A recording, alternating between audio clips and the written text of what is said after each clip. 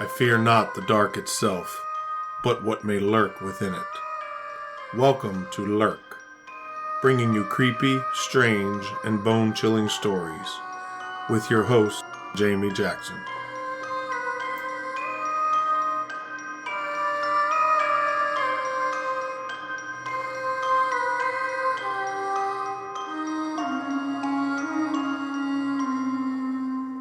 Hey Lurkers, welcome back.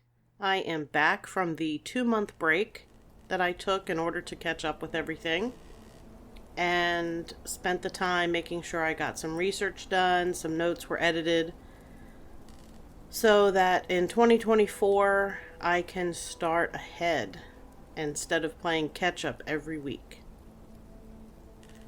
So let's get started with this week's episode and see if I remember how the heck to do this. So for this week, we are hitting the trail once again and checking out spooky things found along the Appalachian National Scenic Trail in the state of Pennsylvania. This is going to be split up into 3 separate episodes. That's right, this is a 3-parter. What can I say? Pennsylvania is creepy.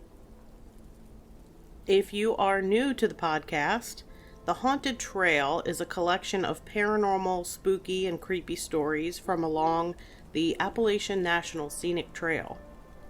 Just a heads up that I believe there are 3 murders along this section of trail. Anyway, the Appalachian National Scenic Trail, also known as the Appalachian Trail or just the AT, travels through 14 states along the U.S. East Coast. We've been covering stories from each state, starting in the south and moving north, which is the way that most hikers who travel the entire trail in one trip travel. These hikers are known as through hikers. We have already completed Georgia, North Carolina, Tennessee, Virginia, West Virginia, and Maryland. Definitely take the time to listen to those episodes when you have a chance. But you do not have to listen to them in order unless you really want to. They each stand alone on their own. 229.8 miles of the Appalachian Trail travels through the state of Pennsylvania. The Pennsylvania section of the AT is known as Rocksylvania, though it really isn't all rocks. Just mostly rocks. It's rocky. Mostly, I think, towards the northern section. I have not hiked that area. I have hiked the southern portion of the Pennsylvania Appalachian Trail. The Appalachian Trail in Pennsylvania is famed for its rocky terrain, as I mentioned, which, like I also mentioned, is mostly north of the Susquehanna River. The southern part of the state offers some of the gentlest, smoothest terrain of the entire Appalachian Trail. That's the part that I've hiked because I'm all for gentle, smooth, and not as many rocks. The Appalachian Trail Museum is located in Pine Grove State Park, which is also home to the Half-Gallon Challenge. Pine Grove State Park is also near the Appalachian Trail's official halfway point.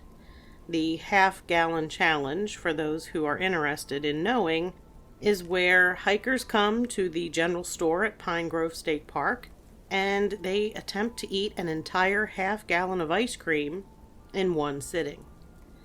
Some of you may realize that this really isn't any challenge at all. Possibly myself included, but we're not going to go there.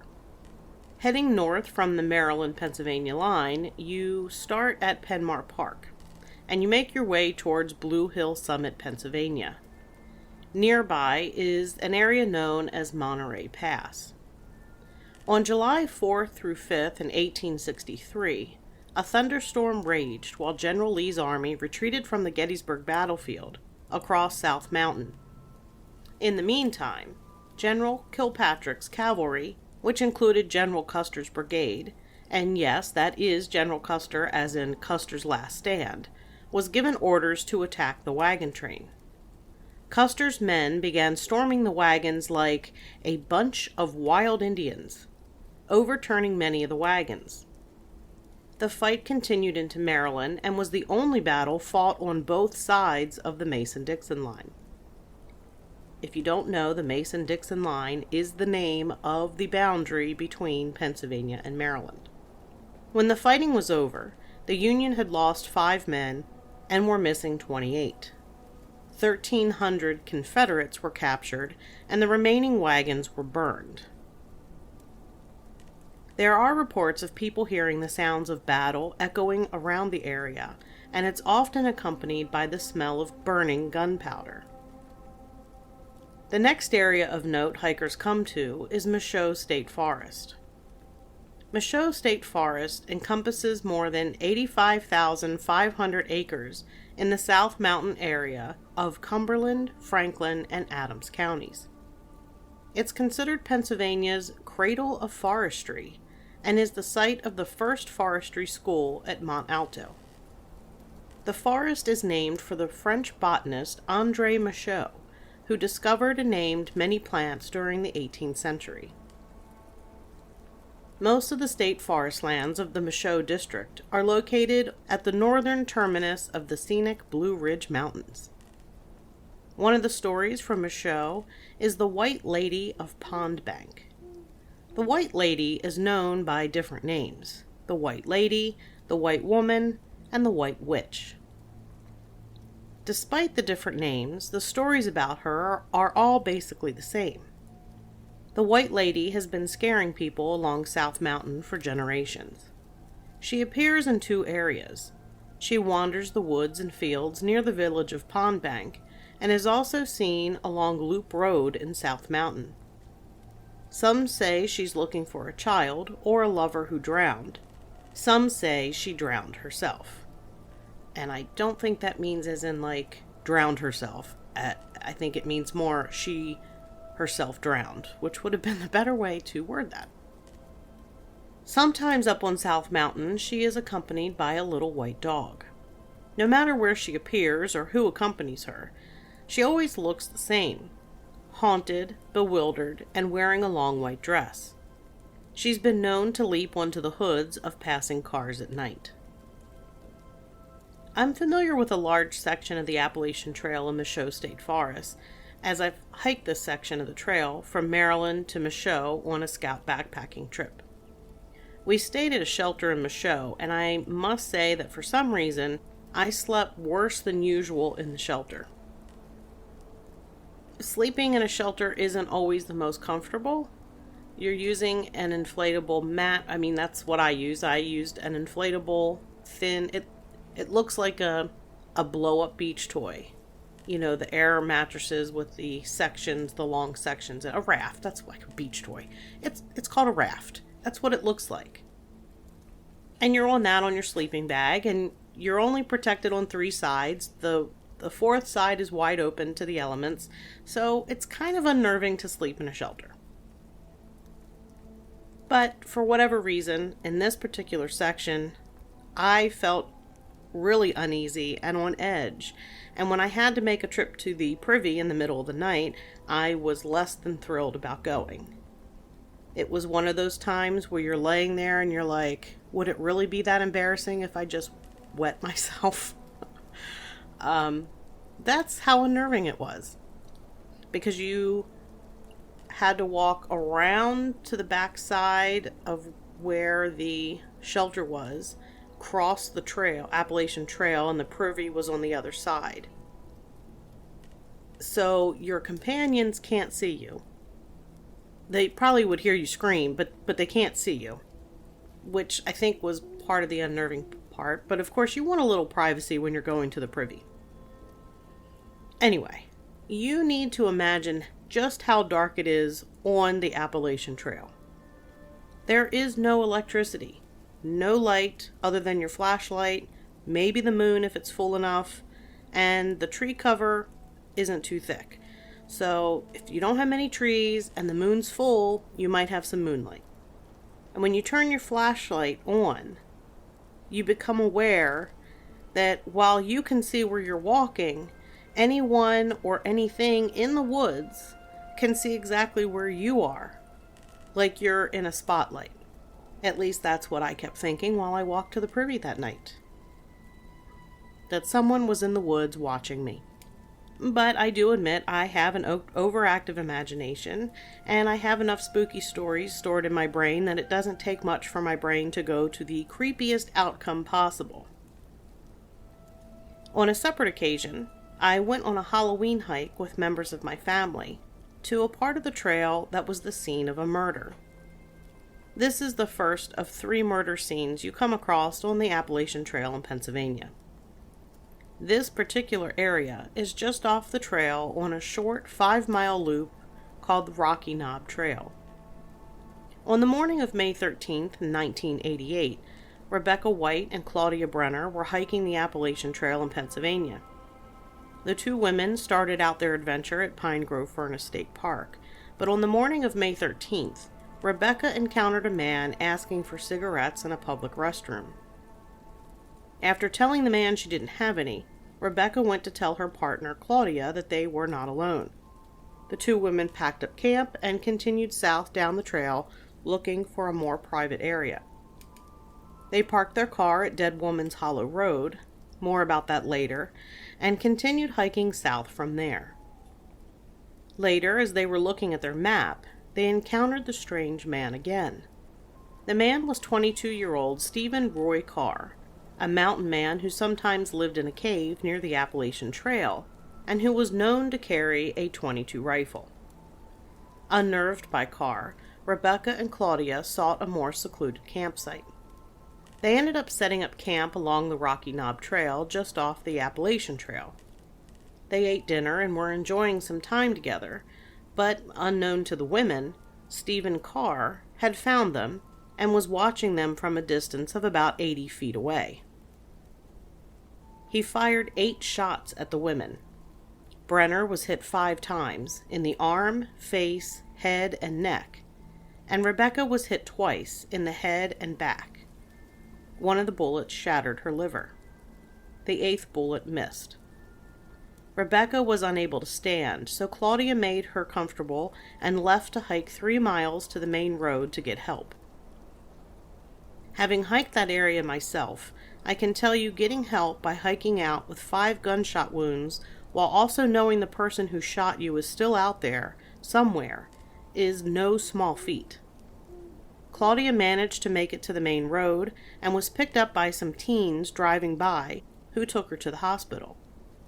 Claudia survived the ordeal, but Rebecca died from her wounds. Stephen Roy Carr hid out in a Mennonite community for 10 days before being apprehended. He was found guilty and was given a life sentence. I've been asked before why I include murders in the stories of the haunted trail. Can you imagine being in the woods and a living person is stalking you? And there's no phone and no close options for help. The living people scare me way more than ghosts do. I mentioned that Rebecca and Claudia parked their car at Dead Woman's Hollow, which seems like a little bit of foreshadowing. Dead Woman's Hollow does have a tragic story, though there isn't much information available about it. One story I came across said that sometime back when Native Americans still lived in the area, a woman was bitten by a snake and died there. Another story that was a little more specific said that the Civil Conservation Corps working in Michaud in the 1930s came across the body of a woman in the hollow. It was presumed that she was bitten by a venomous snake and died. The identity of the woman and the details have been lost, if they were ever actually known. Either way, there was a dead woman in the hollow, because that's why the area got the name. We're not done with death just yet, unfortunately. Next up is the second of 3 murders in this section of the trail. This one is a little more recent and one that I remember, and it doesn't involve hikers, though it happens in Michaud State Forest. Around 1 a.m. on April 25th in the year 2000, firefighters were fighting a brush fire that burned 1 acre of woodland when they discovered a body. The deceased was Shippensburg University senior Sidney Bull. Bull was taken and driven to the area where his body was found. He was shot in the head and his body set on fire, which in turn caused the brush fire that resulted in his body being found. His killers took $1,000 from him along with a quantity of marijuana. The 3 men involved in the kidnapping and killing were caught and convicted. Though again, think about being out there in the woods, spotty cell phone service, if you have cell phone service at all. Dark, nobody else there. It's creepy. And you don't know who else is out there in the woods with you. The next area we come to is an old World War II POW camp. That's right, there is an old prisoner of war camp nestled in the trees of Michaud State Forest in Pennsylvania. This site has an unusual history that is linked to the iron industry in the late 18th, 19th, and early 20th centuries, when the area was a working farm known as Bunker Hill Farm. The history continues as a Civilian Conservation Corps camp, or CCC, during the Great Depression. During World War II, it was established as a secret prisoner of war interrogation camp. It was an attractive choice for the Army due to its proximity to the Carlisle Barracks, as well as its seclusion. Over the course of the war, over 7,313 Germans and 161 Japanese were held there. Following the war, the area eventually became the site for a church camp shared by the United Presbyterian Church and the United Church of Christ. Today, paranormal investigators have been able to record EVPs and have had interaction with something unseen on their equipment. People sometimes hear voices in the area. This is one spot that I am hoping to get out to check here shortly. And when I do, anything I might be able to record, I will be certain to include on the Patreon account. We're going to be moving north now, and we come to the Pine Grove Furnace State Park. I love this park. I've hiked trails in the park, I've camped there, and I have spent summer days swimming in the lake. Pine Grove Furnace is 696 acres at the northern tip of the Blue Ridge Mountains in an area known as South Mountain. It's home to the Appalachian Trail Museum and the general store in the park, which is home to the half-gallon challenge. And there is plenty to do in the park, with 2 lakes and several hiking trails. When the sun goes down, many hear strange noises in the woods at Pine Grove Furnace. There's a patch of thick pines off the trail, not far from the parking area, that has a strange property.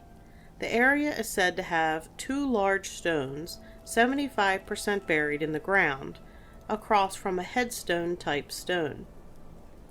The area is about 10 by 10 feet, and if you take a flashlight or lantern into the area, the lights go out and won't come back on until you leave. There are visitors to the park who say that they've heard loud noises in the area, and that they're so loud you can't hear the person talking next to you. One of the saddest stories I have to tell is the one about the babes in the woods. Also, I lied, there are 4 murders and this is number 3. Because, I find out things while I'm doing research and typing notes that I didn't come across before. So we're on murder number 3 or 4. On November 24th, 1934, the bodies of 3 young girls were found in the woods, lying side by side and tucked under a blanket. A large-scale investigation began to learn who these girls were and who was responsible for their deaths. The story that was revealed was a strange one that begins in California. In 1932, the wife of Elmo Noakes passed away, leaving him with 3 girls, 12-year-old Norma, who was Elmo's stepdaughter. She was from his wife's previous marriage, 10-year-old Davila, and 8-year-old Cordelia. After his wife's death, several of his female family members took turns helping to care for the girls. Then Elmo Noakes' niece, Winifred Pierce, who was 18, quit high school and moved in to care for the children and act as a housekeeper. Then the strange happens, or the gross, or whatever word you want to use. Like, illegal. Elmo, who was 32, and his niece grow to have a romantic relationship. They have romantic feelings for each other.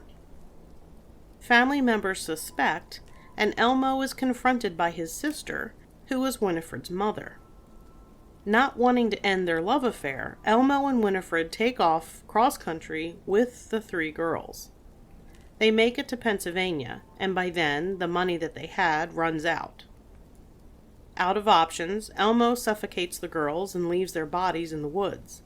Then he and Winifred travel to an area near Altoona, Pennsylvania, which is about 100 miles from where they left the girls' bodies, and they carry out what is said to be a suicide pact.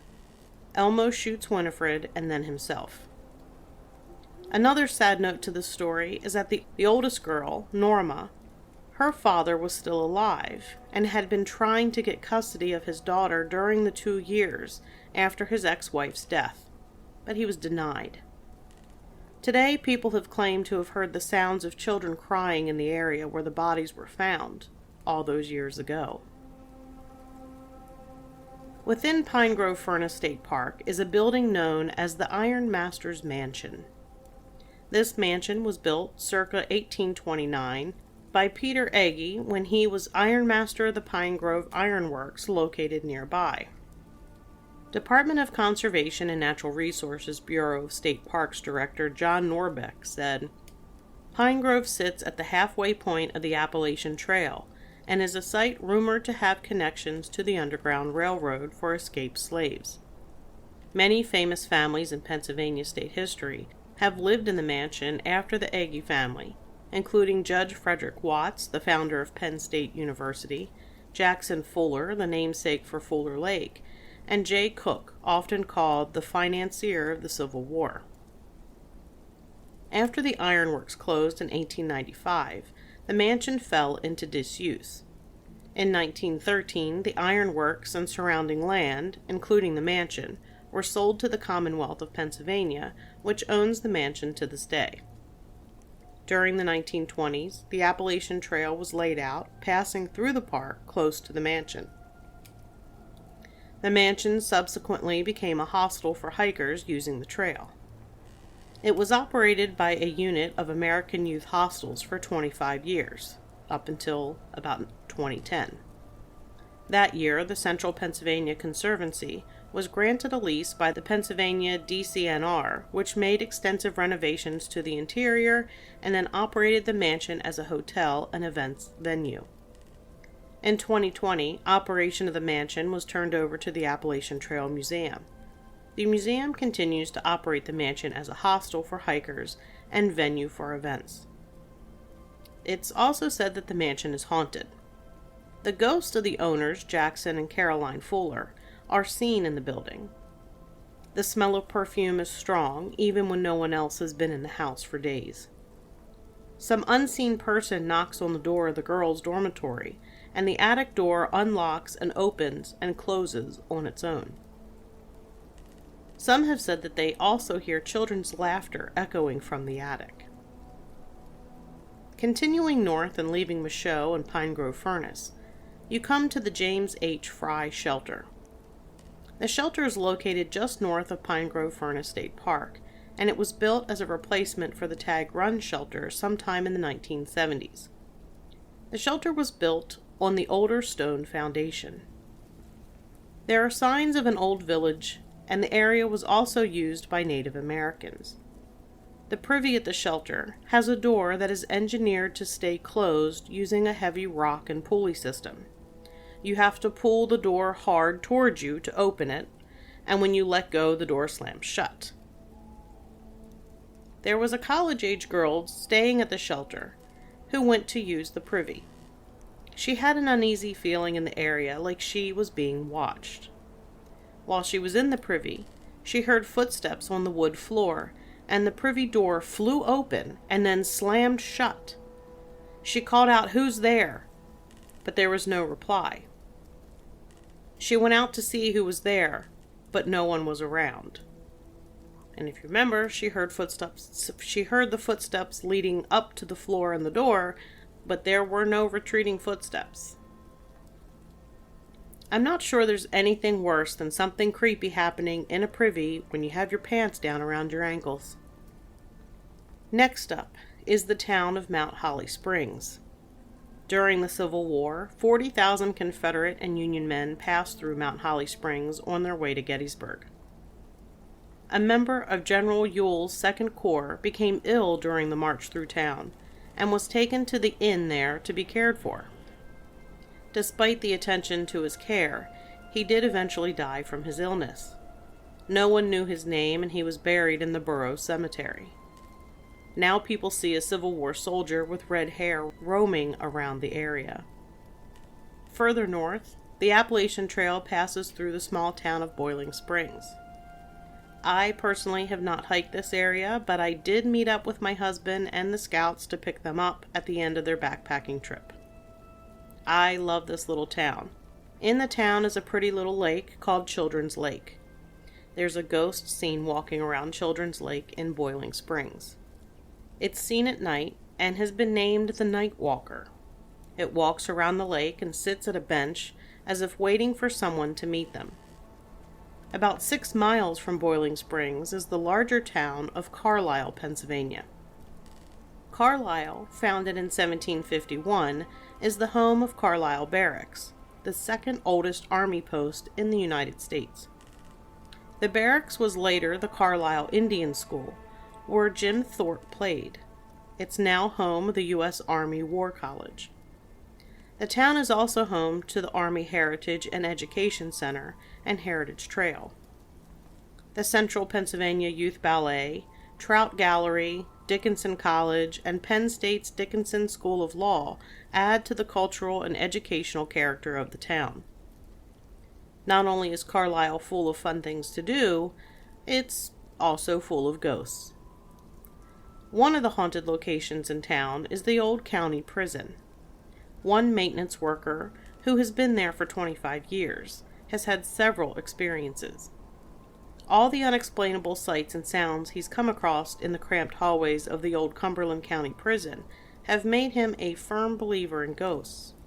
One day, when he was putting away motors on a shelf in an old prison cell, he had a strange encounter.